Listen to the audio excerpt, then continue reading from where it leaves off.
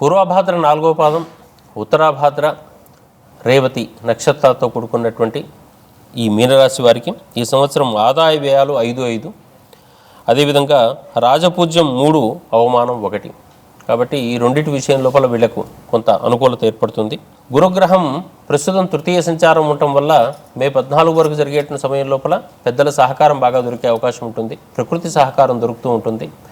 గొప్పవారి యొక్క సహకారం అంతా కూడా మనం కోరగానే జరుగుతూ ఉంటుంది. ఆ తర్వాత చతుర్థ స్థాన సంచారం వరకు వచ్చేసరికి ఈ సంవత్సరంలో ఎక్కువ శాతం చతుర్థ స్థాన సంచారమే ఉంది. కాబట్టి చతుర్థం అనేటటువంటిది సౌఖ్యానికి సంకేతంగా ఇంతకుముందు 3 సార్లు కూడా చెప్పుకుంటున్నాం.